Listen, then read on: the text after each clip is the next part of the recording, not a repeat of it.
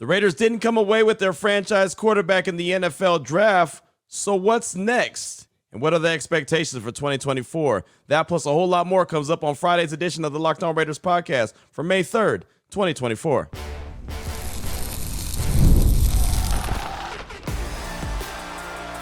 You are Locked On Raiders, your daily Las Vegas Raiders podcast, part of the Locked On Podcast Network, your team every day.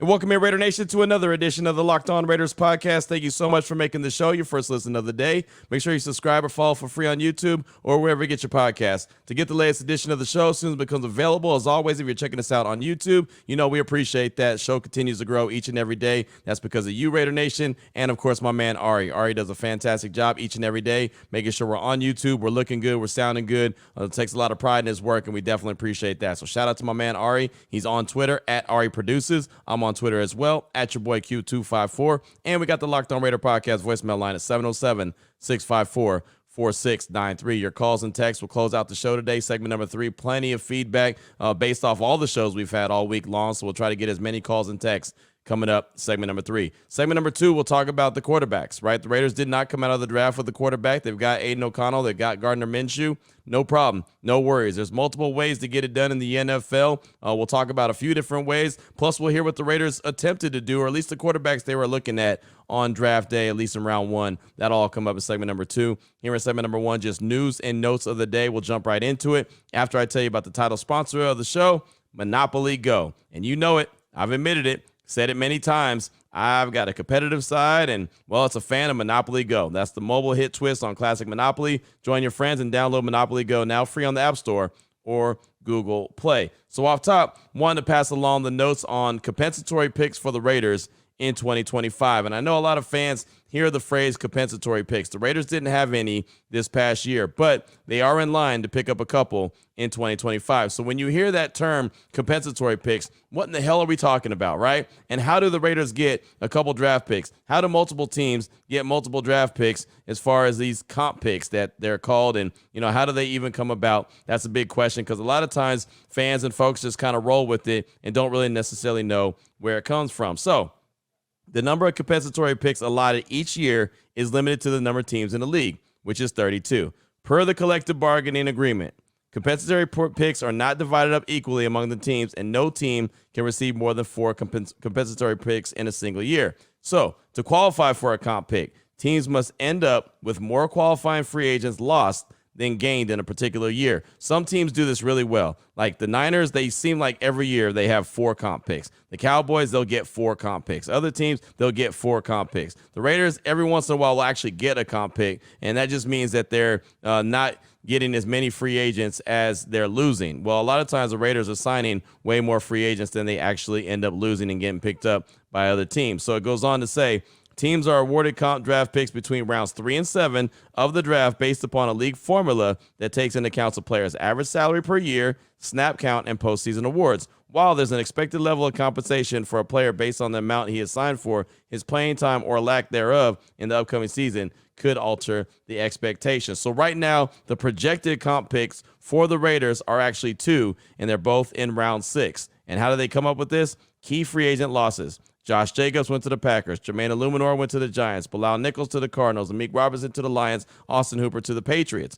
Key free agents additions: Christian Wilkins, Gardner Minshew, Harrison Bryant.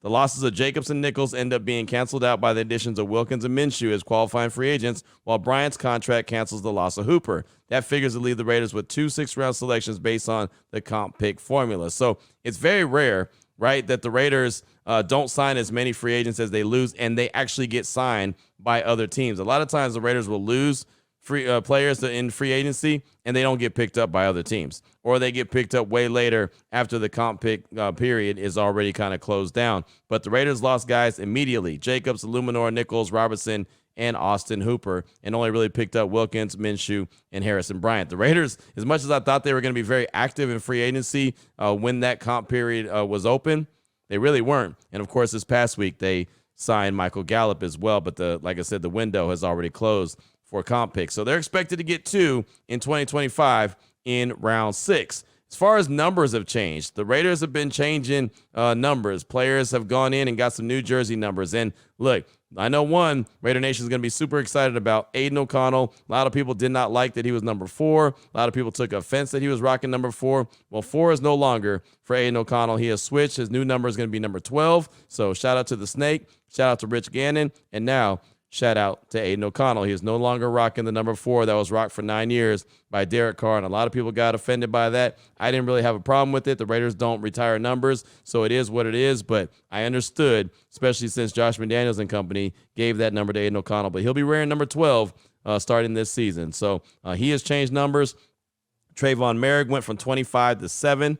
Amir Abdullah went from number 22 to 8. Zamir White went from number 35 to 3. Michael Gallup, who was signed earlier this week, is rocking number 10. And David Agoha, the guy that really doesn't even count against the Raiders roster because he's part of the international program, he is rocking the number 55. Obviously, that number used to belong to one Chandler Jones. I did want to pass this along. I thought this was an interesting note. Fifth-year player options that have been declined. Remember, there's only 32 teams, and there's only 32 first-round picks. So all these teams had to make decisions on the fifth-year options of these players. So let me tell you how many players did not get that fifth-year option picked up. 12 of them got declined, and 2 of them were not eligible. Check this out. The number 2 overall pick, and this all goes back to 2021, the draft class of 2021. Number 2 overall pick, Zach Wilson. Obviously, he's been traded, so his fifth-year option was declined. Number 3, Trey Lance. His fifth-year option declined. Number 11, Justin Fields. Number 15, Mac Jones. 4 quarterbacks that were selected in that draft all had their fifth-year option declined. So what we do is we look at the draft that just passed. 6 quarterbacks were taken in the first round. They're all not going to be good. They're all not going to get their fifth-year options picked up. The question is who's going to be really good and who's not. So those 4 guys right there did not get their fifth-year option picked up. Number 16 overall, Zaven Collins, the linebacker, didn't get picked up. Number 19, Jamin Davis, also linebacker, didn't get picked up. Kadarius Toney, the wide receiver, he was the number 20 overall pick. He didn't get his fifth-year option picked up. Number 22, Caleb Farley did not get his picked up. Number 24 was a little bit of a shock to me. Running back Najee Harris from the Steelers. He didn't get his picked up. Number 28, Peyton Turner didn't get his picked up. Number 29, Eric Stokes. Number 32, Joe Tryon Shoyinko. So that's 12 players officially got their fifth-year options declined. The 2 guys that weren't eligible, Alex Leatherwood, who was number 17 overall by the Raiders, who was cut from his contract, and Rashad Bateman, number 27, not enough accrued seasons, weren't eligible. 14 out of 32 guys did not get their fifth-year option picked up by one reason or the other. That is almost half of the first round in 2021 did not get their fifth-year options picked up. So the point is the draft is a crapshoot.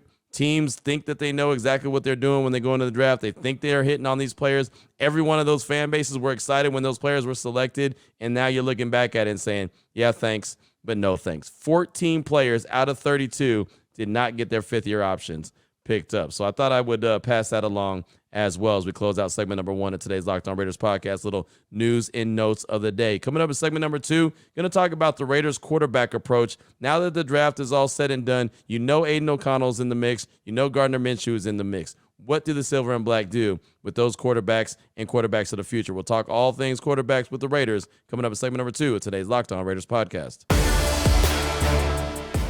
Before we get to that, though, I do want to tell you about FanDuel. It's winner take all time in the NBA. I don't know if you saw, but the New York Knicks punched their ticket to the next round. They'll be taking on the Indiana Pacers starting on Monday in round 2 of the NBA playoffs. The Milwaukee Bucks, boom, they went home. And the Philadelphia 76ers, they went home. The NHL, it's going on. Game 7 is going on in the NHL. The Vegas Golden Knights, they're trying to hold on. They're trying to win this evening to force a Game 7. FanDuel's giving you a shot to bring home a win of your own. Right now, new customers get $150 in bonus bets with any winning $5 bet. That's $150 to bet on spreads, money lines, player props, 3-point shots, slam dunks, slap shots, and a whole lot more. Visit FanDuel.com/lockedon. Make every playoff shot count. FanDuel, it's America's #1 sportsbook.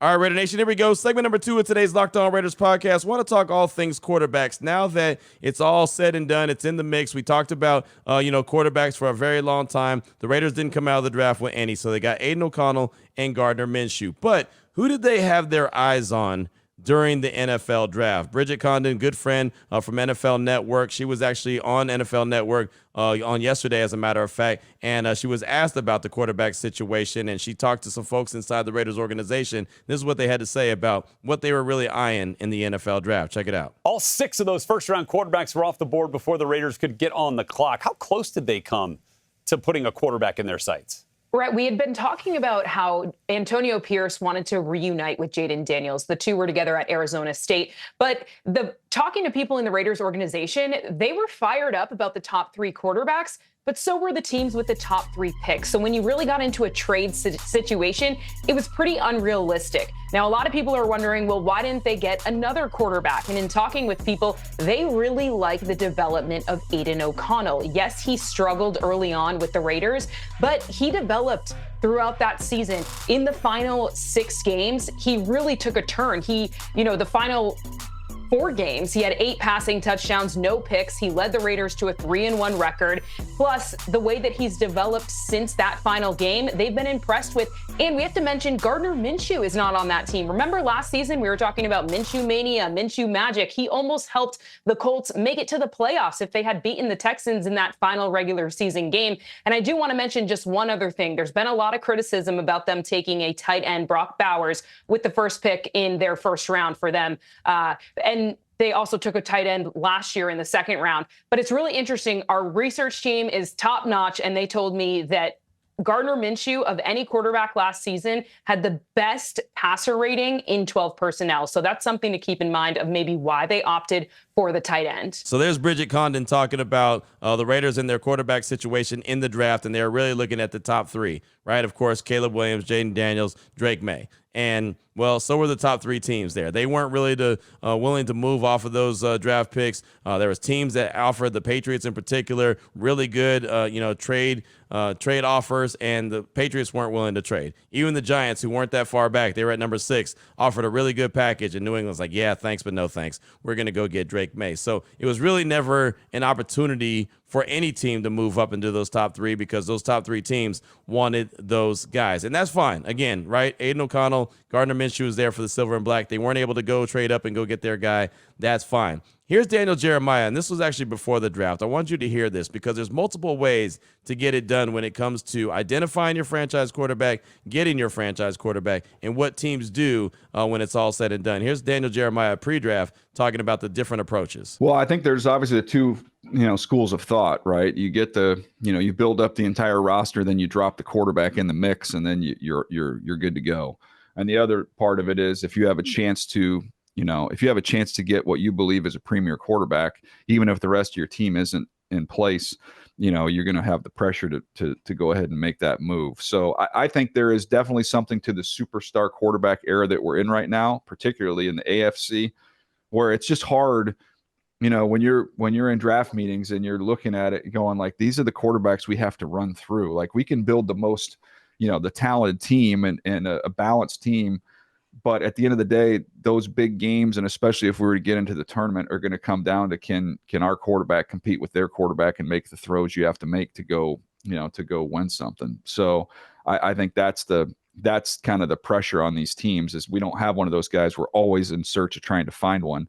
And I think the consistent playoff teams have, consistent quarterback play.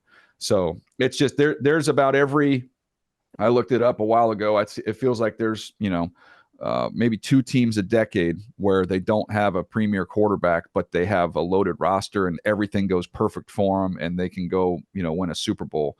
The rest of those Super Bowls seem to be won by, superstar quarterbacks, Mahomes being the one at the front of the line right now. So I love what he said there. There's multiple ways of getting it done, right? You could build the team up, have a lot of good weapons and offensive line and everything, and have it in place, and then boom, plop your quarterback in place. What do I think of when I hear that? I think of Caleb Williams and the Chicago Bears, right? They have a really good situation in Chicago for Caleb Williams. If he's going to succeed, and it's obviously going to be up to him when he gets there, he's going to succeed. It's because he's got a really good opportunity there, right? If he fails, that's 100% on him. They've got wide receivers there. They got DJ Moore. They drafted Roma Dunze, right? I mean, they've got multiple weapons, right? Traded for Keenan Allen. They've got nice running backs. They got Cole Kmet, the tight end. They got a decent defense, got an offensive line that they addressed. I mean, they've got some good players in place for Caleb Williams. So he's walking into a really good situation. That's one way to do it. But then you could look at the number 2 overall pick, Jaden Daniels. Well, the Washington Commanders got the quarterback. They got a couple of weapons there, but it's not really loaded, right? Scary Terry is still Scary Terry. He's a fantastic player, but it's not really loaded there in Washington. So they had a chance to go get their quarterback, and they did. And then you look at, Drake May and the Patriots, pick number 3.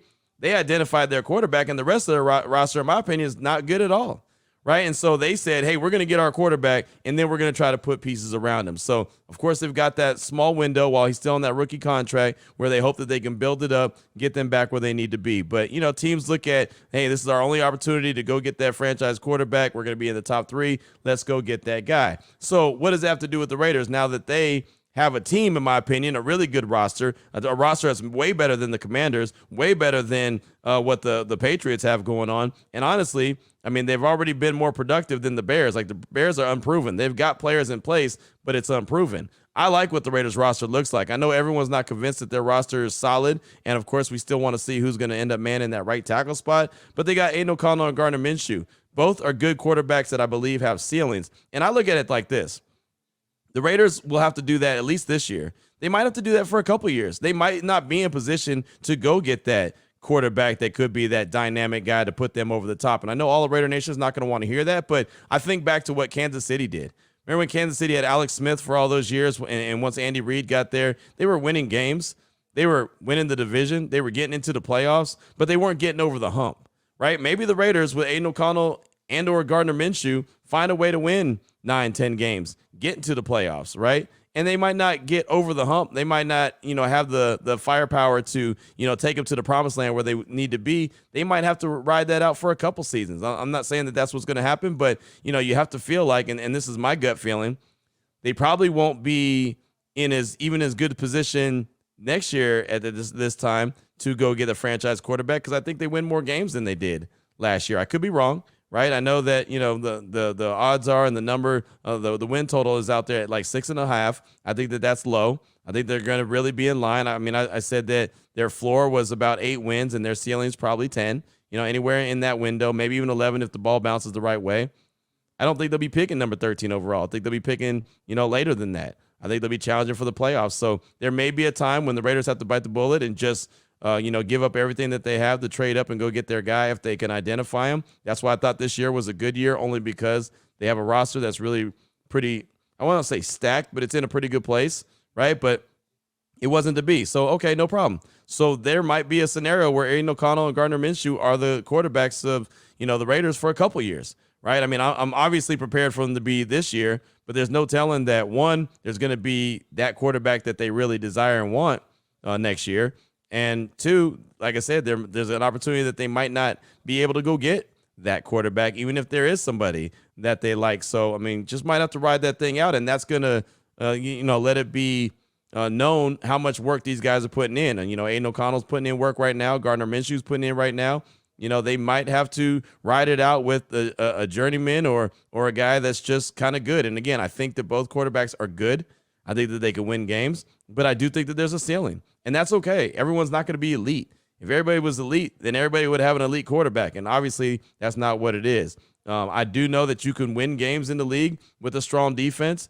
I just think at some point you're going to have that, that dynamic quarterback that could really make that big play and or put the team on his back if need be, right? And we'll see if the Raiders have that guy. If O'Connell ends up being that guy in year 2, or Minshew, who's been a journeyman quarterback his whole career, if he's going to be able to, settle down kind of in the form of Rich Gannon and get comfortable with the silver and black, and all of a sudden his career takes off. I mean, that's obviously TBD. We won't know until we start seeing him in training camp, preseason, but ultimately the test will come in the regular season. But I'm good with that. I think that the roster's in a really good place. I like the draft class. I think a lot of those guys that could contribute. I think that the Raiders have a lot of young talent on the team, and they have a lot of confidence built based off of what they were able to do in 2023. I think Antonio Pierce is going to be a really good head coach. I know a lot of folks are, not giving him that credit because, well, in the division, you got Andy Reid, Sean Payton, and you got Jim Harbaugh, and it's like, oh, and then there's Antonio Pierce.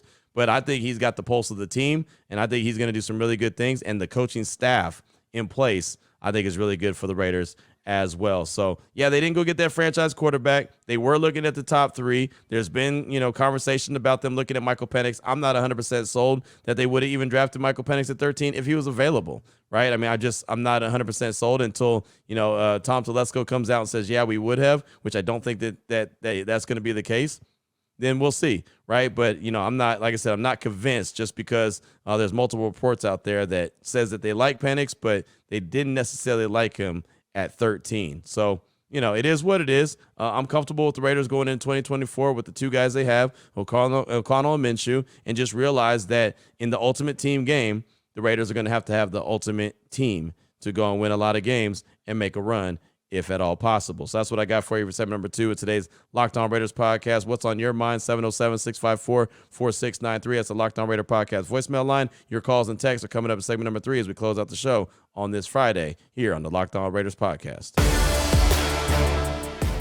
Before we get to that, though, you know what we got to do. We got to take a pause for the cause. And what's the cause? Monopoly Go, the title sponsor of the show. And I know you're saying flag on the play, Q. You already told us about Monopoly Go. We know you're competitive. We know you want to win. We know you want to, bash Vegas Jess's house and this, that, and the other. Yeah, that's true. I do. I want to do all that. But Monopoly Go is a lot of fun, right? You can team up with your friends. You're going to play time tournaments. You can work together to build up each other's boards. The more you win together, the more awesome prizes that you can unlock. But there's so much to get. They have all kind of different prizes, like unique stickers that you could trade with friends to compete, complete albums for big prizes. They've got cool new playing pieces that you can travel the boards with. They got hilarious emojis that'll just make you crack up while you're taunting your friends. Basically, like me taunting Vegas Jess. That's what I do when I'm smashing his buildings or I'm getting a heist and heisting his vaults. I didn't even know he had a vault, but when he did, and when I found it, I pulled the heist on it because that's how I get down. Plus, Monopoly Go feels new and exciting every day with constantly changing tournaments and challenges, a ton including their own unique mini games like digging for treasures or even more. There's always new timed events that help you win big, like massive multipliers for everything you win or rent frenzies. There's always something fun to discover in Monopoly Go. So get off the bench. Go download it now for free on Google Play or the App Store. Game on. Here we go, Raider Nation. Segment number 3 of today's Locked On Raiders podcast. Your calls and texts straight off that Locked On Raider podcast voicemail line, 707-654-4693. Let's start things off with a call from Raider S in the 916. He's calling to talk about the quarterback position and how he feels like what the Raiders currently have in O'Connell and Gardner Minshew. Here he is, Raider S in the 916. Hey, Q. This is Raider S from the 916. I just wanted to touch on the quarterback room. I just want to say that I think this Raider team is going to excel compared to last season. We're going into the full off season with better morale, with these guys wanting to fight for each other instead of against, or just bad in general. And now O'Connell will have a better off season. He's going to be able to adjust instead of just being thrown into the deep end how it was last season. But I think Minshew should be our starter. Look what he did in Indianapolis last season with a decent offensive group. And now he's getting implemented into a better offensive group. You have Tay, you have Jacoby, you have Tucker / Gallup, and then you have Bowers / Michael. So it's like Minshew has shown he can excel, and now it being in a better supporting cast, how can we not make the playoffs? Obviously, it's me being confident in the team. And you never know. Obviously, injuries and knocking on wood that we have a healthy season. But compared to last season, you like these power rankings are ridiculous to say that we're not a team to be contending. Because obviously, yeah, we don't have our franchise guy, but we have Minshew, who has the experience, who did successful with the Colts in a stacked AFC. So that's just my take on it. I think this year we're going to make playoffs. I think we take that bump to the next level, and I just think this team is going to show everybody that you can't hate on the silver and black. Other than that, that's all I got, Raider Nation. Just win, baby. Thanks so much, my man. I appreciate you. And yeah, I think O'Connell and Minshew, that they can win games, right? I think they can make the playoffs, to be honest, right? I mean, the defense, especially with the strength of the defense, I think they're in a good position. But I also believe there's a ceiling, right? And let's not candy coat it, or let's not try to blow smoke up the backside. I think that they both have ceilings, and that's fine, right? I mean, it's I said it in segment number 2, it could be a situation like Alex Smith, right? And Alex Smith in Kansas City was good, but the Chiefs decided that they needed great. And until they found great, they had Alex Smith, which was good. It very well easily could end up being that kind of approach for the silver and black. We'll see. Only time will tell. But, yeah, I think that those two guys are going to be fine, and it might not look as pretty as some of the quarterbacks around the league, especially in the AFC, because there are some bloodthirsty Pirates there, from Joe Burrow to Josh Allen to Lamar Jackson, obviously Patrick Mahomes and Justin Herbert. There's Tua when he's on, he's looking good, right? I mean, there's a lot of great quarterbacks, I think, in the AFC. So it's going to be, some heavy lifting for the Raiders and Aiden O'Connell and Gardner Minshew, but they're not going to back down from the challenge. That's for sure. So thanks so much for that call. I do appreciate you. Up next, got a text from Raider Eddie in Denver. He says, "Hey Q, I like the Bill Polian story about best player available versus need and thinking this through. Of course, Reggie Wayne was a great player. They only won one Super Bowl. The Pats were more known for putting their high-pick draft resources into the trenches and defense instead of big-name playmakers, and they won a lot more than just one Lombardi. Q, I know there's a lot more to that story, but I happen to like the philosophy of best talent and need first drafting. Imagine our draft with either Fuaga or Murphy in round 1. We struggled to get to targets our playmakers last year, and it felt like we didn't use our playmakers to the best of their ability. I think that the trend will probably continue, especially if our right tackle can't block. There's only so many footballs and so many downs in a game." Raider Eddie in Denver. Thanks for the text. And you can always but every story, right? And I'll tell you right now, I wouldn't shake my head at and complain about one Super Bowl, right? I mean, how many Super Bowls have the Raiders won lately? And when I mean lately, I mean in the last, I don't know, handful of years. Since they won their last one in '83, I'd take one these days without complaining. I don't believe that we're complaining about one Super Bowl. I would love to see a Super Bowl victory, right? That would make me do a backflip, and I'm not a gymnast. So, you can always, like I said, you could always poke holes in every story. But I think the point is, best player available approach is not a bad thing. Yeah, Fuaga could be a good right tackle. What if he's not? What if he ends up, look, he went number 14 to the Saints. What if he doesn't block? What if he's not very good? I do like Murphy as well, but he would have been a guy that's not on the field that much. And we've said that how many times? For weeks leading up to the draft. I would love to have seen Byron Murphy. But he was going to be part of a rotation. At least that Brock Bowers is going to be used in a major way to try to score points, something that the Raiders didn't do very well last year. We can always say yeah and but to everything, but there's a point to the whole story. Tom Telesco comes from the Bill Polian tree. The Bill Polian tree is best player available. So when Ian Fitzsimmons passes on that story, he's telling you that's how Tom Telesco thinks. That's the point of it. Like I said, you could poke holes in whatever you want to poke holes in. You can yeah and but. You can be and moan all you want. Yeah, the Patriots have more Super Bowls. It's funny, and I'm not necessarily saying you. While the Patriot people were in place, it was boo the Patriots. It's not Patriots West. This is stupid. Hate the Patriots. Yada, yada, yada, yada, yada. Now, as soon as someone else is in place, it's like, yeah, but look what the Patriots did. Like, what do we want? What are we doing here?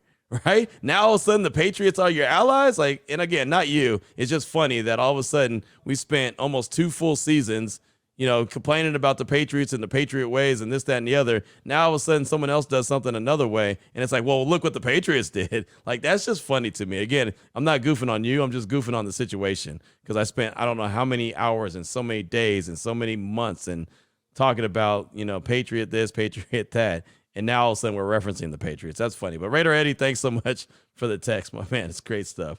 Jay Wash, you're up next. He's calling to talk about the rankings I was talking about on Thursday's show with the Chargers being ranked at 15 and the Raiders being ranked at number 23. Here he is, Jay Wash. Hey, Q, it's at the new Jay Wash.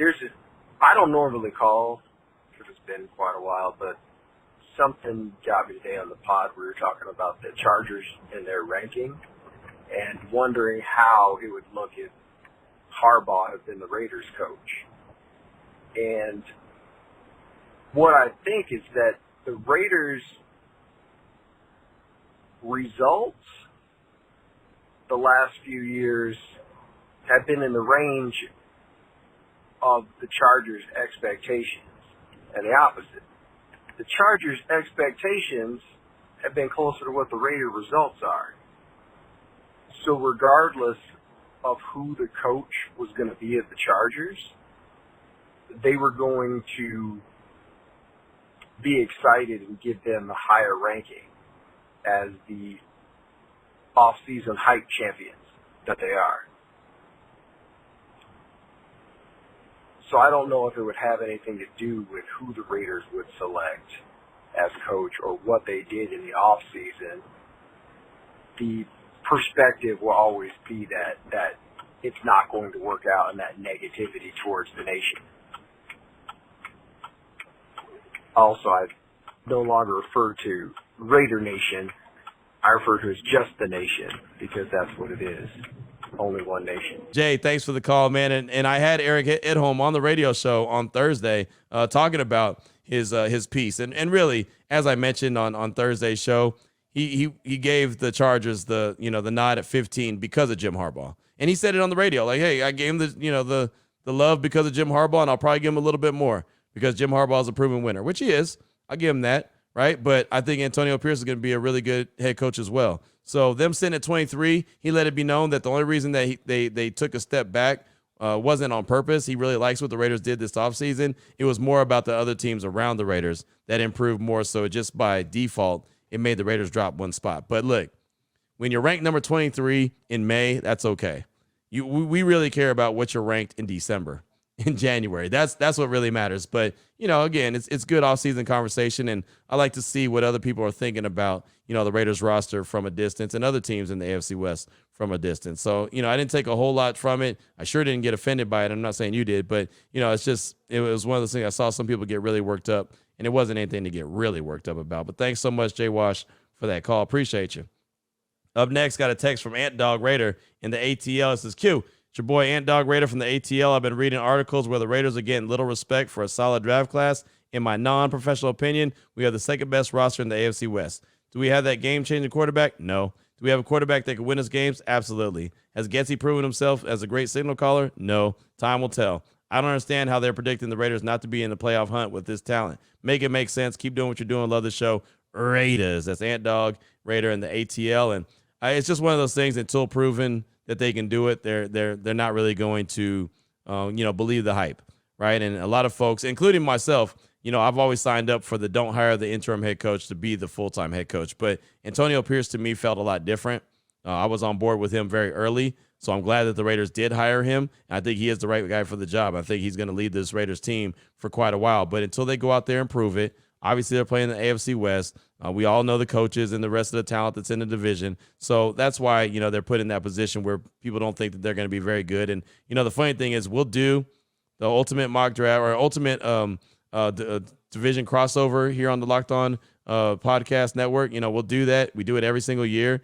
And in the AFC, somebody will tell me how the Denver Broncos are going to take this next step. The Chargers are going to be phenomenal. The Chiefs are going to win the division again, and the Raiders are going to stink. Like, that's what they'll tell me. I get it. I know. Been there every year, and they do it. And I sit there and I smile. I give my 2 cents, and I'll let it be known. I'll let it go because at the end of the day, I'd rather let the team go out there and prove who they are. More times than not, they really do. So thanks so much. I don't really worry about it. But, yeah, a lot of folks always underestimate the Raiders, and then all of a sudden they look up and halfway through the season, they're like, man, the Raiders are actually playing pretty good ball.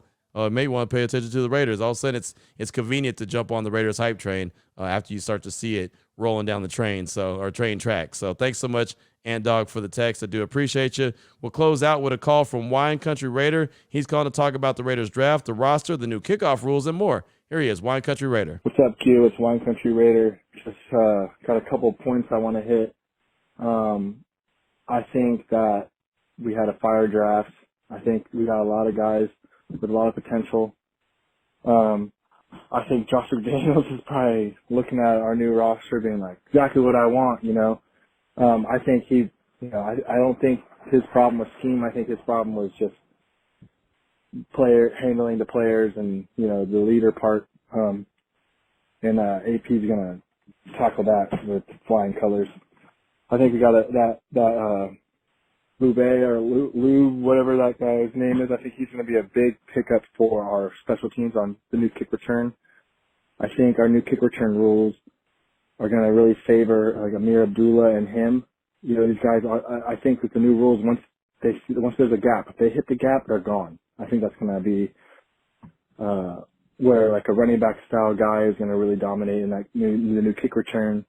And I'm excited to see that. I know people aren't talking about it too much, but I think this year with those new rules, we're going to see a lot of explosive plays on kickoff and kick return.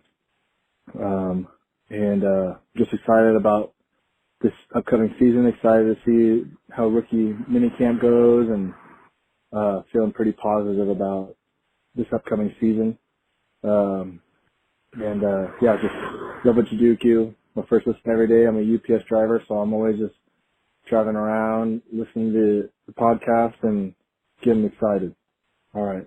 Shout out Raider Nation and just win, baby. Thanks so much for the call, my man. Shout out to you getting your UPS on, man. I used to get my FedEx on back in Tulare, California, man. I used to be that guy. Fun community, man, being a delivery driver. So shout out to you, man. Be careful out there. You know how it could be. As far as the roster and the new kickoff rule, there's a chance that we'll see a lot more production and explosive plays from that new kickoff rule. That's why they got it in place, right? They want to see the excitement brought back to that play. I think the Raiders have the personnel to make some explosive plays. You know, Amir Abdullah, Trey Tucker, Dylan Labie, they all can do it. And he was really, Dylan was really good at New Hampshire in special teams and kick return. So he may be a player that can really help contribute as well. I'd love to see the Raiders get one back, take it to the house. It's been so long since they've had a kick return for a touchdown. I would love to see them get multiples, get a few of them this year, right? That'd really help them, just take that next step forward. A lot of teams score touchdowns on special teams. The Raiders are not one of them. So I'd love to see them get back to doing that, more consistently. It's been a very long time. Jacoby Ford was the last guy that had a kickoff return, take it to the house. And you know how long it's been since Jacoby Ford was in the league. So it's been a very, very long time. But thanks so much for that call. Definitely appreciate you. That's all I got time for. Actually, you know what? I got one more text. Let's go ahead and knock out one more text, and then we'll close out the show. Chris in Northern Nevada said, Q, the more I think about the draft, the more I think the Raiders potentially hit a home run, a potential game breaker with Bowers, 2 solid additions to the O-line with a day one starter, depth to the defense, and another potential weapon on offense, special teams late in the draft. I keep remembering the story Tom Telesco spoke about when he drafted Allen with the Chargers. Best play available, even if it's not a need. Could look back on this draft in a few years and see the changed landscape of the franchise. Hopefully. Keep up the great work. Always my first listen every day. It's Chris in Northern Nevada. And, yeah, that's the thing. They got at least 2 starters, that's for sure.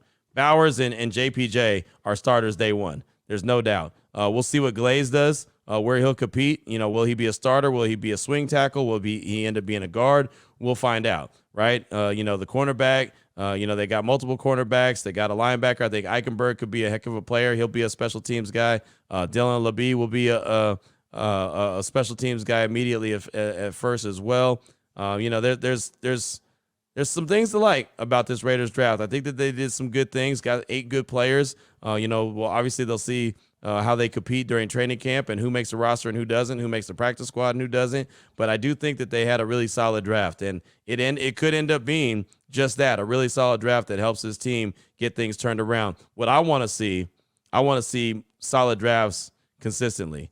When you start to see solid drafts consistently, that's when you know you're trending in the right direction. That's what the Raiders need to get in the habit of. They haven't done that in, a very long time. I couldn't tell you the last time they had consistent good drafts. I really couldn't. Like, I remember 2014, that was fantastic with Reggie McKenzie.